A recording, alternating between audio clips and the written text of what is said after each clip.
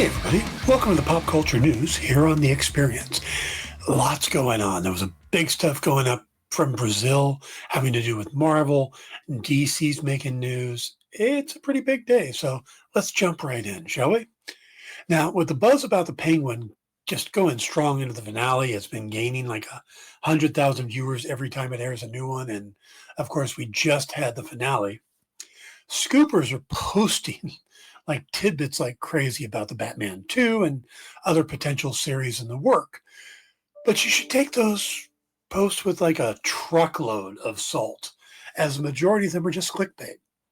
In a recent interview, Penguin star Colin Farrell said that he really didn't know anything about the Batman sequel, and the only definitive word on him appearing in it at all came from director Matt Reeves, or at least that's what it was, who said the Penguin series will lead right into the sequel and that Oz Cobb will be in it. Well, Farrell, since the finale aired, has said that he hears he will be in maybe 5 or 6 scenes in the sequel, and that he has already signed on he originally signed on for 3 Batman movies.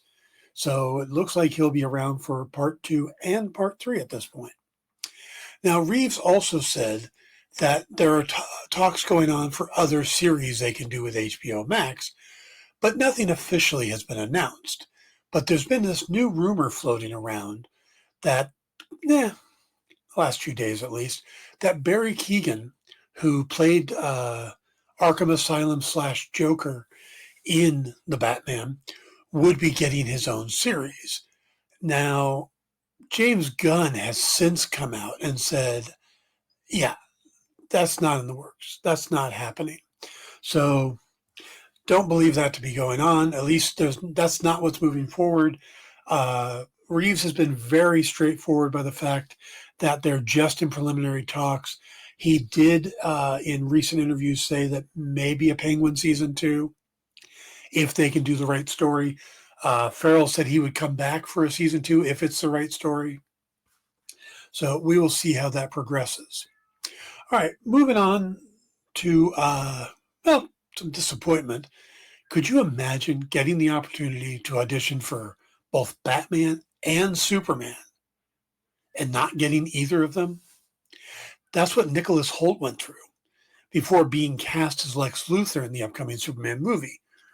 Holt, who played Hank McCoy in the later X-Men films, was scheduled to audition for Matt Reeves' film when he said, I remember a week before we did the Batman test, I was driving in my car and I had on the radio, and they were talking on the radio about how Rob was going to be the new Batman. I was like, it's not confirmed yet.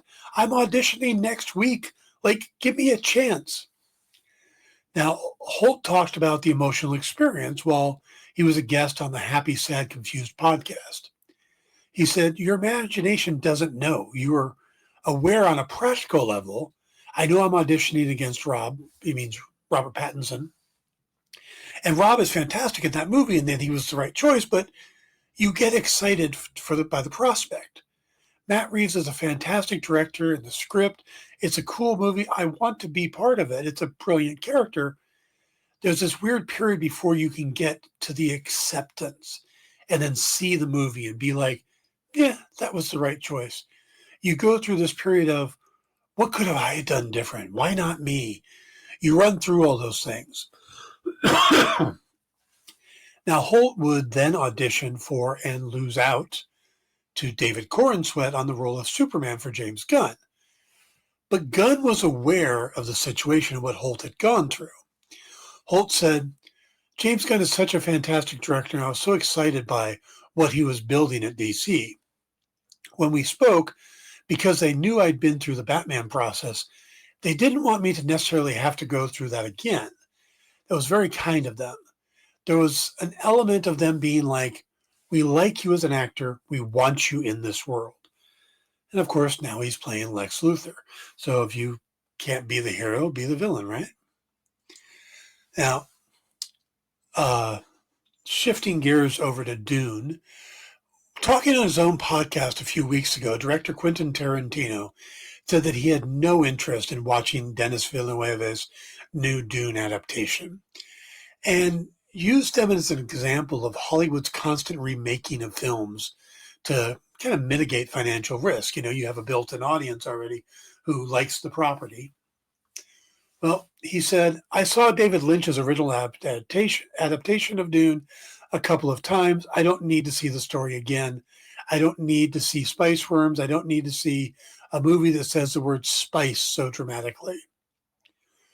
Well, it turns out that Villeneuve is kind of unfazed by critics of his work, especially those who haven't actually seen it. He told the Montreal Gazette, I don't care. It's true. I agree with him that I don't like the idea of recycling and bringing back old ideas. But where I disagree is that what I did was not a remake. It's an adaptation of the book. See, I see this as an original. Now, Villeneuve has a good point at what is considered a remake as opposed to a new adaptation. If the source material is the beginning point of a movie, then you're remaking it. But if the source material began as a book or a TV show or a comic or a novel, then you're just returning to that material and creating a new film. You're doing a new adaptation of the work. I mean, look at the film I Am Legend from 2007. Well, there was also the Omega Man from 1971, The Last Man on Earth from 1964. All of these are based on Richard Matheson's novel I Am Legend. But none of them are considered remakes of the others. They're all considered adaptations of the original work. So I think Tarantino kind of spoke out of turn on that one. We've got some interesting stuff coming out of Brazil, like I said. Disney's D23 Expo in Brazil took place this past weekend, and we got about some interesting news about the long-awaited second season of Star Wars Andor.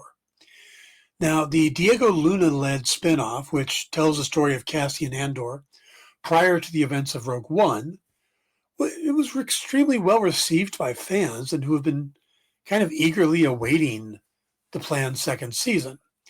Now, this was created by Tony Gilroy, and it was always planned for 2 seasons to cover the 5 years prior to Andor's first film appearance, showing how he got into the rebellion and his time as a member. Season 1 covered the first year because that kind of needed to be 1 season or 1 year, while seasons 2 will be kind of broken into quarters, with the idea being that each one will be, one of the 4 years in between. Now, one of the big additions of the second season, and showing that we're getting closer and closer to Rogue One and that the stakes are getting higher, is that Ben Mendelsohn is going to be joining the cast as Orson Krennic, the big bad from Rogue One. Now, the main news we got out of it, though, is that the second season is going to debut on April 22nd of 2025 on Disney+, just about, 7 weeks after Daredevil debuts. So we're going to get some good stuff this spring. Winter, spring, yeah. All right, what else? Marvel released a couple trailers this weekend. They released one for the new Thunderbolts, which includes a scene that has the Red Guardian, played by David Harbour, driving in a limo that looks like he's been doing side jobs with. It looks like a very old limo. In the limo with him is Selena, played by Florence Pugh, John Walker, played by Wyatt Russell, and Ghost, played by Ava Starr. And they're traveling through the desert when a convoy of military vehicles starts shooting at them. And then the convoy itself is attacked by Bucky, Sebastian Stan, who takes them out easily. Then he takes out the limo as well. And bottom line is that this trailer makes Bucky look like a badass. Everything Bucky does in this looks absolutely amazing. He's blocking vehicles with his arm and protecting people. And it looks awesome. He's like doing a flip with a shotgun, pumping it, and then using it. This is going to be Bucky's highlight, man. From there, we get to see Valentina Allegra de Fontaine, played by Julia Louis-Dreyfus. And we find out there that they're the ones that bought the Avengers Tower. Also, all this stuff we're seeing brings up the big question. What's going on with Taskmaster? Olga Kurilenko from Black Widow movie. She's supposed to be in this as Taskmaster. There are a couple scenes where we see her in, and she's supposed to be part of the Thunderbolts, but she's only in like one or two scenes. Every time we see the group, she's not in it, and except for one moment in the Avengers Tower. And hell, they could have painted her in like they did the Hulk in the Avengers Infinity War trailer. So I'm not sure what's going on there, but I'm wondering just how much is she going to be in it, and is she going to get killed off early? The film's going to be in theaters on May 2nd, 2025, and they do address the asterisk at the end of the name, because it turns out the only person that wants to call them the Thunderbolts is Red Guardian. Nobody else likes the name. So it looks like the name may be a placeholder. We'll see what they end up coming up with. Another one they dropped is a new trailer for Captain America Brave New World. And this one, of course, features Anthony Mackie as Sam Wilson, the new Captain America, and Harrison Ford taking over the role of Thaddeus Thunderbolt Ross from the late William Hurt. And Ross is now the American president. And the idea is that he's trying to work with Sam to bring back the Avengers when we discover there's a whole lot going on. Now, the film is actually kind of a return to that 70s spy thriller feel that we got with Captain America, the Winter Soldier. And of course, that did well. But it also is kind of this pseudo sequel to the 2008 Incredible Hulk movie, as not only do we have Thunderbolt Ross, even though it's a new actor, but we got Tim Blake Nelson coming back as Samuel Stearns. So we're finally going to see him become the leader. And Liv Tyler is returning as Betty Ross in the movie. Plus, they're going to introduce the Red Hulk. So in a way, it's kind of this, pseudo sequel to the Incredible Hulk, spiritual sequel. Also, it might also kind of work as a sequel to the Eternals, because what they're fighting over in the movie is Tiamat, the giant celestial that started rising out of the Earth's core and then was turned into another element by Circe. Well, that element is supposed to be adamantium, and now all the nations of the world are fighting over it. The film also stars Shira Haas, Zosha Rockmore, Carl Lumley, Giancarlo Esposito, and Danny Ramirez, who we met in the Falcon the Winter Soldier series, and he's going to be playing the new version of the Falcon. So, looks pretty cool. I actually really like that trailer for that one. And then one more trailer they didn't release over the weekend, they released it Monday morning, has to do with What If Season 3. Now, the main thing we get out of it is that it's going to debut December 22nd on Disney+. Now, are they going to do like they did last year, where they released a new episode every night for 8 days? I don't know. They didn't say that, but December 22nd is going to be the first one, however they do it. But the two interesting things that come out of it is we see our first debut of an X-Men in What If, and even in the Marvel Cinematic Universe, because Deadpool and Wolverine doesn't take place in the MCU, technically. So this is Storm. Storm is going to be in it. We don't know who's going to voice her yet.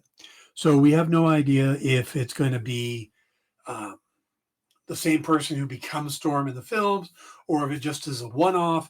Did they get Halle Berry back? But I do know that Brandon Davis, who used to be of Phase Zero, has said that seems to like the idea of who's going to be Storm, that he appears to know who it is and thinks it's going to be a big hit. So we shall see on that. There's another new character being introduced. The character's name is Birdie, and appears as a woman with wings. And she's going to be voiced by Natasha Lyonne. And that's a brand new character. Now, I know they introduced a new character last year, so it's going to be interesting to see if they have plans for her to come into the MCU as well. People like Natasha Lyonne, I could see them wanting her in the MCU. All right, guys, that's the news for today. But stick around. Here on The Experience, we're going to have Minute to Skim It, Mint Hunter, and Kicking It with Henri. Plus, if you come back on Thursday at 5 p.m. Eastern, I'll be doing the Dan Wickline Show, and we're going to talk about that amazing finale for The Penguin. You guys take care now.